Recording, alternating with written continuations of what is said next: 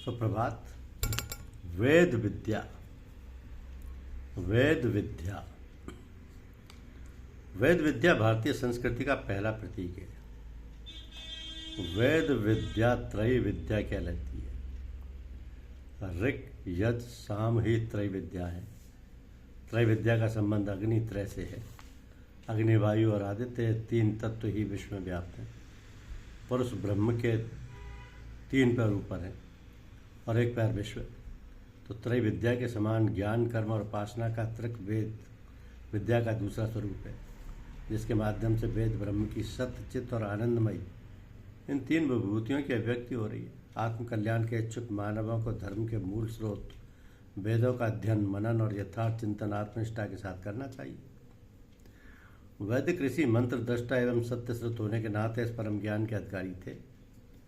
जहाँ साधारण मानव के मन की गति नहीं, उसे गुह्य ज्ञान को गुरु शिष्य परंपरा में ही संरक्षित करने का विधान था। वैदिक ऋचाओं के पीछे छिपा हुआ तात्पर्य अज्ञेय हो गया। अतः आध्यात्मिक साधना हमें सिखाती है कि यदि ऋषि की चेतना से तदाकार होने का अभ्यास किया जाए तो वेद स्वयं को अवश्य स्पष्ट करेंगे। उपनिषद काल में भी आध्यात्मिक जिज्ञासुओं को वेद की उपासना के लिए दीक्षा, ध्यान और तपस्या की शरण लेनी होती थी। अतः वेदोपासक को श्रद्धा होनी चाहिए कि ऋचाएँ ऋषियों की कल्पनाएं नहीं, प्रत्युत प्रत्यक्ष सत्य दर्शन है। इनके यथार्थ को केवल व्याकरण और व्युत्पत्ति शास्त्र नहीं प्राप्त किया जा सकता। परमात्मा परम आकाश के समान व्यापक एवं ऋचाओं के अक्षरों के समान अविनाशी है, जिसमें समस्त देवगण स्थित हैं। जो उसे नहीं जानता वह वेद की ऋचाओं को क्या करेगा। ऋषि वाणी के 4 स्तरों का वर्णन करते हैं। परा, पश्यंती, मध्यमा तो गुह्य में छिपी है। केवल वैखरी का प्रयोग ही मानव कर पाता है। वैखरी कंठ देशगा। वेदार्थ रूपी चक्र के 2 चक्र हैं, आध्यात्म और रहस्य। इनकी साधना से वेद की ऋचाएँ अपने रूप और तात्पर्य को प्रकट करती हैं।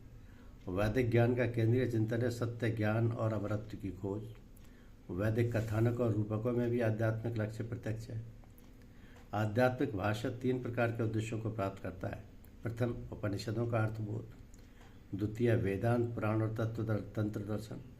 तृतीय, भविष्य में आने वाले सभी दर्शनों का मूल चिंतन, वेद सम्मत होना।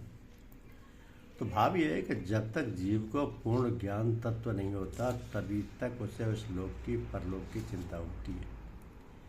जब तक उसे संयोग में सुख और वियोग में दुख का अनुभव होता है, किंतु जब उसे भली भांति यह अनुभव होने लगता है कि मैं पृथ्वी नहीं, जल नहीं, तेज नहीं, आकाश नहीं, तन्मात्रा नहीं, इंद्रिय समूह नहीं, मन, बुद्धि, चित्त तथा अहंकार भी नहीं, अपितु मैं इन सबसे विलक्षण आत्मा हूँ, तब उसे शरीर के रहने से हर्ष नहीं होता। जब उसे अनुभव होने लगता है कि ये सभी सगे संबंधी स्वप्नवत हैं, इनमें मेरा कोई वास्तविक संबंध नहीं, तब वह न संयोग में सुखी होगा न वियोग में दुखी होगा। अतः यह देह प्राकृतिक पदार्थ तथा क्षणभंग है। जो आत्मा है वो नित्य और अविनाशी है, उसका शरीर से कोई स्थायी संबंध नहीं। धन्यवाद।